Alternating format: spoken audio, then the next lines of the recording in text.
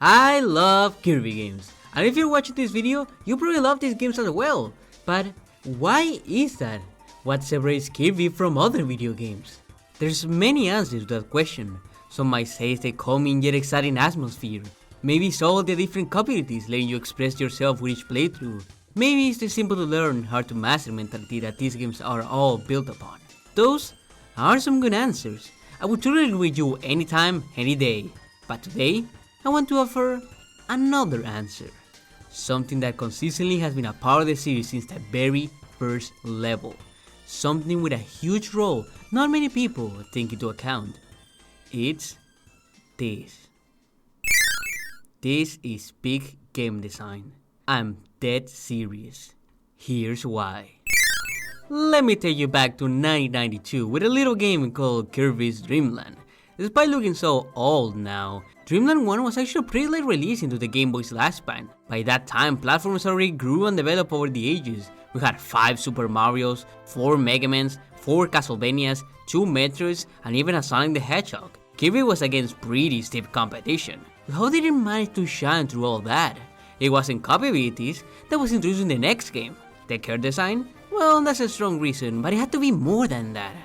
The real reason is Kirby's universal appeal, a game everyone can enjoy, especially to those who are not familiar with gaming. There was just one problem with that. Easy games are boring. This is a line every Kirby game has to deal with. How do you make such an easy game like Kirby, one where you can just fly above everything, interesting? The answer? Variety. To see what I mean, let's look at Kirby's Dream Land first level, Green Greens, and compare it to something like Mario's first levels.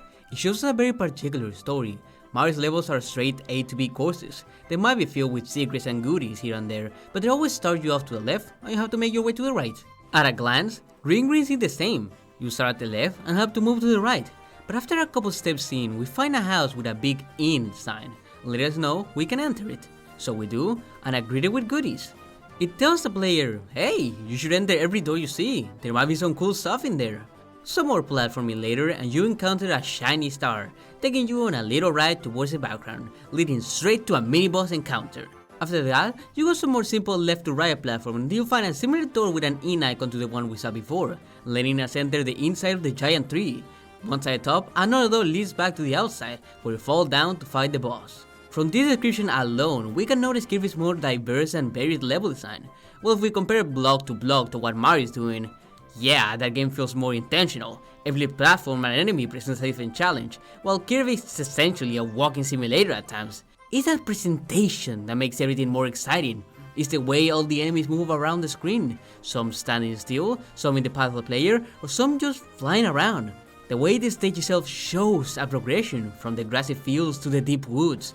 The way we go from a simple left to right, to a mini boss, to a vertical climb, and back down for another boss. All these aspects make the level feel alive and dynamic, like you're on an adventure through Dreamland. All the other levels manage to do this pretty well too, navigating the halls of Castle Lolo, exploring the caves of Float Islands, or finding a palace in the skies of public clouds. And that's all thanks to doors. There are some other creative ways Kirby's Dream Land transitions between different areas like the Warp Star or the Whale, but doors are special in just how fast and effective they are. You can place them anywhere, and in less than the blink of an eye, you are transported to whatever place developers wanted. It makes it so every room can be unique, presenting their own challenge, gimmick, or reward. And thanks to how fast these doors are, you can constantly be in a loop of finding new things, new stuff, feeling that sense of progression. Even some rooms use doors as their own mini challenge. This screen in Castle Lolo is a great example, as these doors are used to switch between 2 alternative rooms to reach the top. It's some good stuff you wouldn't really see in any other platformer. Mario or Sonic levels might be bigger, but due to their faster pacing, they can't afford constantly switching between rooms. That would disrupt their pace. Their levels need to have all their challenges, set pieces, and secrets cohesive in a single long stage. Kirby, on the other hand, can take full advantage of this room-to-room setup. These levels can be as wild as they want. They can be big scrolling set pieces, a mini-boss, or a simple one-screen puzzle. All it takes is seeing what's on the other side of a door.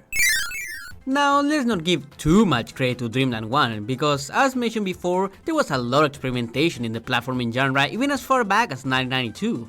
While most adopted Mario's scrolling philosophy, others already played around this room-to-room style. The main two that come to mind are Metroid and Mega Man.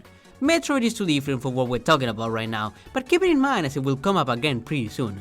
But Mega Man, that series already did basically everything we talked about, from the single screen challenges to the change of vertical and horizontal scrolling. Some might argue it does a better job, as the average Mega Man screen sticks more in your head than the average Kirby screen.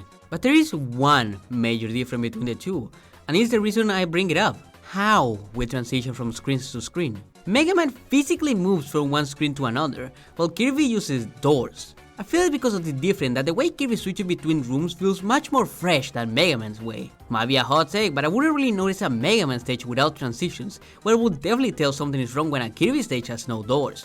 I mean, even the future series like Mega Man X and Zero barely use this room-to-room setup. But that's also not the missing Mega Man's way, as it makes the level feel more cohesive compared to Kirby's scrambled set of doors. But bringing it back to the pink puff, there's some other benefits to the doors compared to your average screen transition. For that, let's move on to the next game in the series, Kirby's Adventure. This game added a bunch of key aspects that would carry over for the rest of the series, but I would argue the main two are copy abilities and big switches. We already talked about how doors can be used to present their own mini challenges. Adventure pushes this concept to the next level.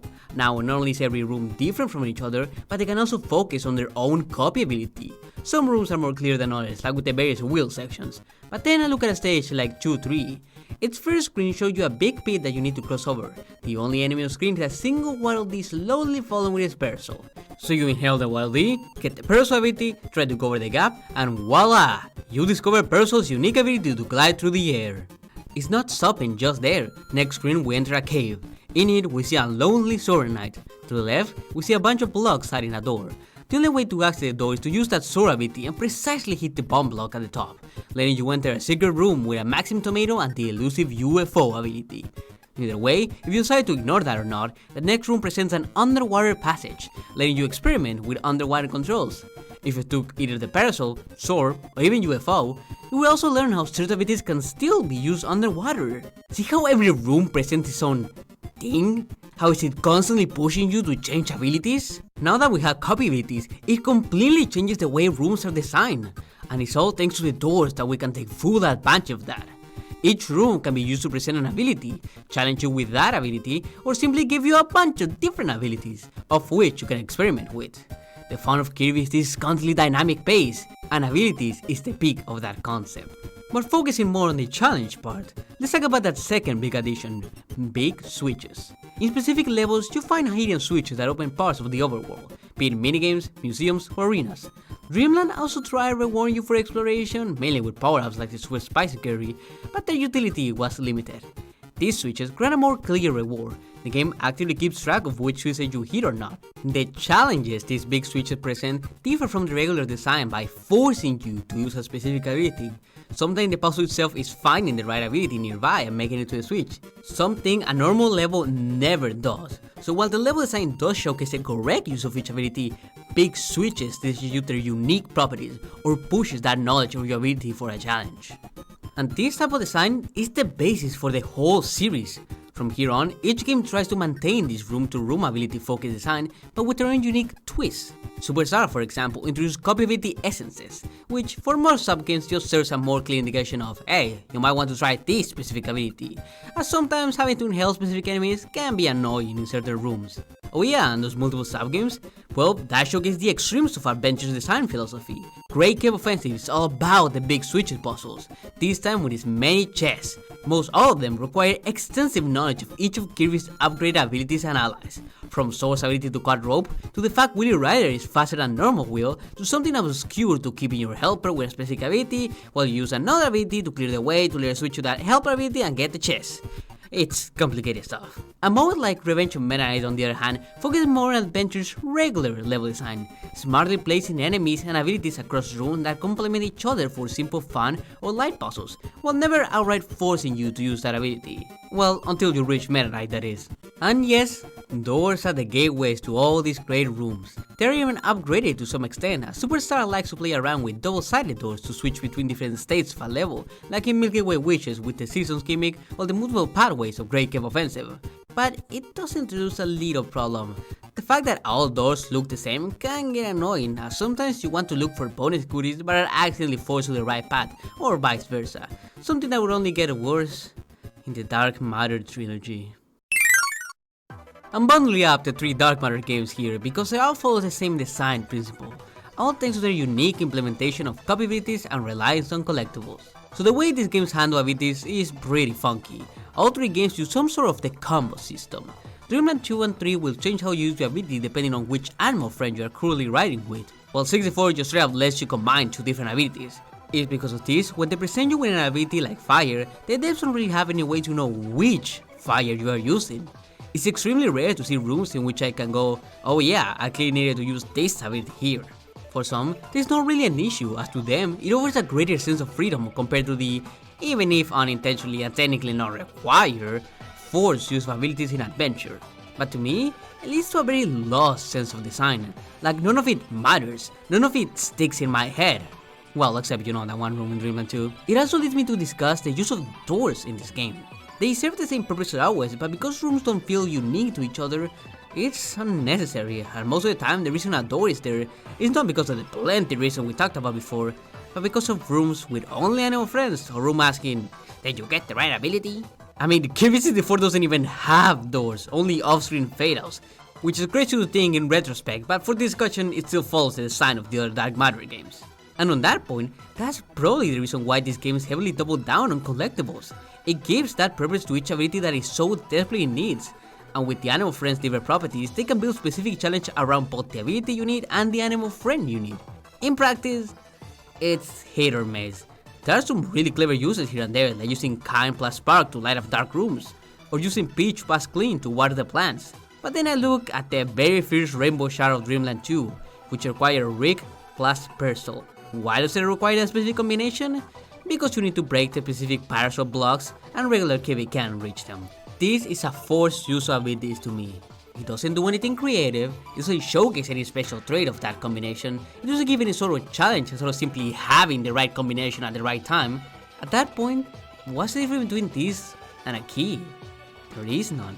This is exactly something these 3 games often do. Instead of using each of these unique properties, they are just needed because you need to break a specific block. The biggest offender being Kirby 64 that only has like 5 puzzles max will use the actual ability for its intended use, which at that point goes completely against the rest of the game, like this one shot that requires ice. In any other game, it would make sense, ice will destroy the lava crater, but in this game, it isn't as clear. That crater is brown and red, the same colors are rock plus fire, which the game has repeatedly taught you that color-coded blocks can only be destroyed by a specific combo with the same color combination. So you try it out, and it doesn't work! Dreamland 3 indicates the end of the level for the first time. That has to count for something. Look, I still really like the Dark Matter trilogy for many different reasons, and maybe because of how different they are designed to other games in the series and why they are so beloved for the people who really love these games. But playing them always felt off. I think I finally found the reason why that is. Well, since I already chose to make people mad, let's keep doing that by talking about Amazing Mirror! Yippee! Amazing Mirror is stuck in a tricky yet unique spot. It gives many aspects of what makes Kirby level design what it is, but tries to fit them in this more open format. But first, we gotta talk about Metroid. Metroid's doors and rooms serve multiple purposes, but mainly, they work as barriers to overcome. You see a red door or a big gap and ask, can't go there, better check back later. You then get a power-up or a new ability, come back to that spot, and overcome that barrier. This power progression system is the core of what makes a Metroidvania what it is, and to some extent, every game in the genre follows its design. And this is exactly why Kirby and the Amazing Mirror is not a Metroidvania. If anything, it's more comparable to an open world game, but in 2D, as there is nothing stopping you to go to any area or boss as soon or late as possible. There are no barriers to overcome, and therefore there are no powers to help you overcome them. And yet, Amazing Mirror feels the need to follow in the footsteps of other Metroidvanias, mainly in Collectibles, where it follows traditional Kirby design of needing specific ability to progress in specific rooms. Abilities of which can be found in completely unrelated areas, giving the illusion of a power progression system. So if it's not a Metroidvania, let's not treat it as one, we should see it as an open world. Well, in that case, the doors and room system of the usual Kirby style go in complete opposition of this idea. Okay, let's give it some props because this game does fix a problem that plagued the series before, telling us what doors are two ways and which ones are one way. Above each door there will be either a big star or a small one. If it's big, it means it's a two-way. If it's small, it means it's a one-way. This is never explained by the game. Not even the manual tells you about it. It does tell you that some doors, or mirrors in this case, only let you pass in one direction, but it never really tells you the difference, making navigation difficult for new players, which leads to my second point, that the usual door system simply doesn't work for a game like Amazing Mirror. We mentioned the power of doors of transporting you to completely unrated areas, and how that's great and all, but in a game about exploring one big world, this disconnect between rooms falls apart. There's nothing really connecting one room to another aside from being labeled as the same area in the map and having the same tile set. And fuck, not even that last one matters sometimes. Shout out to the map of Master Mountain being completely separated from the rest of the level and only being accessible to rainbow routes. And speaking of the map, I also have beef with it. In your average Metroidvania open world game, the map will tell you tile for tile how the level is mapped out. Everything makes sense. You go down, it shows you going down in the map. In Amazing Mirror, the map only really tells you a relative position to other rooms. Just because in the map it shows there's a room above or below you, it doesn't mean there is a room above or below you. 90% of the time, it's in the middle of the room. This is once again thanks to the disconnected room setup that the Kirby series often uses, but it sadly doesn't work in this game. It innovates in many aspects, and stuff like having different types of doors is something they will later improve upon, but I feel like Amazing Mirror is the one game where its main problem comes from its doors. So all of these tags take us to the modern era of Kirby, one that fully embraces the power of doors. Starting with Return to Dreamland, there's been a couple of key changes to how doors are presented. For one, two-way doors are now signified by a red star, while the normal door keeps their usual 3-star look. And angles got a massive golden glow up, like damn, slay queen. But the other neat visual addition is how much better doors are integrated into the background of the levels. You can see this detail from the very first door being covered in rocks indicating the entrance to a cave, which leads to a white door indicating the exit of said cave. During your next playthrough, take a moment to appreciate the design of these doors before entering them. It's a really cute detail that no one ever mentioned, but goes a long way into making the game feel more cohesive. But aside from that, it's just Superstar's level philosophy but enhanced. There's not much to talk about that I haven't mentioned before. Just swap the big switches with 3 or more energy spheres per level and bam, good stuff. I guess we can mention the another dimension stage, which forces you to complete a small ability-less section. It goes in hand with everything else in the game, but with a more forced approach, really showcasing Kirby's base moveset and the many new toys he got to play with. So yeah, from this point, it's all smooth sailing. The formula is set in place, so instead of reinventing the wheel, future games just added new types of doors. Triple Lux added key doors, which is a neat addition, I guess. It adds some puzzles in here and there. Robots addition on the other hand is way more significant. That game plays a lot with its own gimmick, the robot armor, allowing you to take different paths from regular Kirby. To do this, the game will have closed metal doors that only the robot can open, while making it so only small little boy Kirby over here can enter the regular doorways. There are also big normal doors that both force can enter. They also serve as a little hint to the player of, hey, maybe you missed something. Honestly, how Player Robot uses the robot armor in its level design can be its own video, but for the purposes of this discussion, we can once again thank the doors for doing the heavy lifting. Moving on, Solace adds multi-route doors. You can only enter these doors when you have the necessary amount of allies in your team, and as much as I trash on the helper system in this game, I gotta give it props.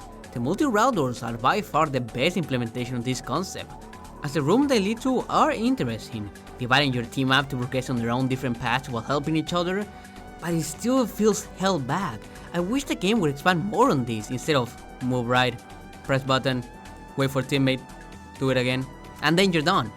But as it stands, it's a cool experience in multiplayer, if a little underwhelming. That isn't the end of problem with Starlights and doors. I promise I like these games you're really easy to talk shit about.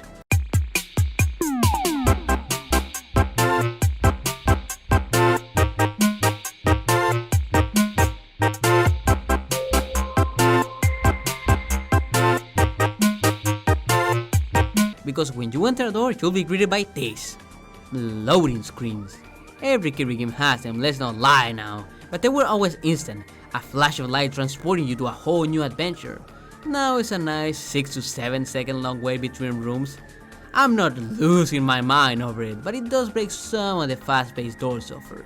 It wasn't a problem in base style, since rooms are pretty big on their own, but when Dark Meta adapted some rooms from Mason Mirror, oh boy, I felt it. Which, looking back at it, yeah, the older games had way more doors than I remember. Not something negative or positive, just a difference in game design I noticed thanks to the making of this video. Either ways, loading screens are pace-breaking. A better comparison would be Return Dreamland to Return Deluxe. Loading screens are much longer in the remake. Something that actually hurt some people, mainly from the speedrun side of the fanbase, noticed as one of the main reasons to stick with the original. But the sad reality is that unless the next Nintendo console is powerful enough to get back to those instant transitions, it's safe to say we're stuck with the loading screens. And Hal probably knows it too, because their way to hide it is by making some gorgeous animations. This is some Persona Atlas level stuff, like goddamn, so I guess I can't be all that mad. And with all that, we move on to our last stop, Forgotten Land.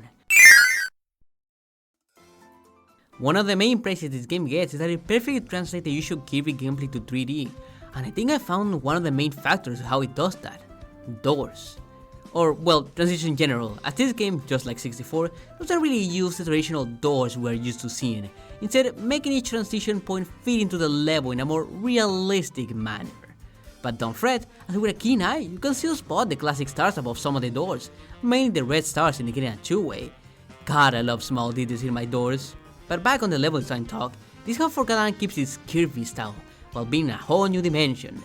If we compare any level to something like Superstar or Return to Dreamland, we can still find many key elements shared between them all, like how they all give you an ability at the start of the room that builds small changes who are best tackled with said ability. In hindsight, it's so obvious, but it all melts so beautifully in the actual game. Maybe it is the reason why it took so long for the first real 3D Kirby game. Making 3D levels is so much harder and hardware intensive than 2D ones. Mario 64 fundamentally changed the way Mario games were designed, changing from course-clear individual stages to huge areas with multiple objectives. Sonic Adventure had to add slower segments and multiple gameplay styles. Maybe HAL didn't want Kirby to change from a usual style while keeping its friendly beginner approach, so they had to wait until the hardware was ready and their skills were greater.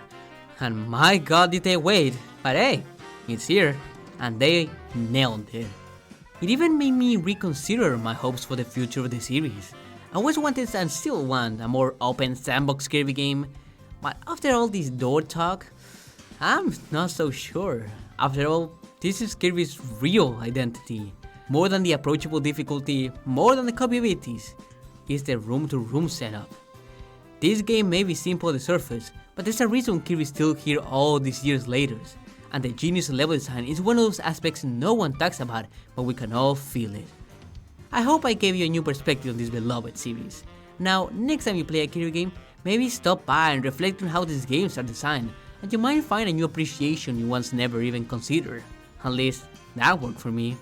But that's what I think. What do you think about these silly little half cylinders? Do you want to talk about any other cool aspect of Kirby level design, or what's your favorite door?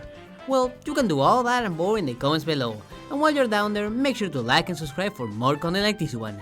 But, that's all from me, and I'll see you on the next drive. Yo, what up? Post-production Sonico here. Sorry for the long wait. Life is kinda crazy right now. You know what's also crazy? These memberships, yes sir! So I finally set things up, and if you want to support me a little bit more, for $2 a month you can join as a member and get cool stuff like emotes, shoutouts in this very screen you see right now, and exclusive videos like commentaries on some of my bigger projects. So if you really like what I do and want all the cool perks, then consider joining the channel. I mean, you don't have to do it, but like, you don't have to do it, but like, if you don't have to, there's no pressure, but yes. Okay, bye.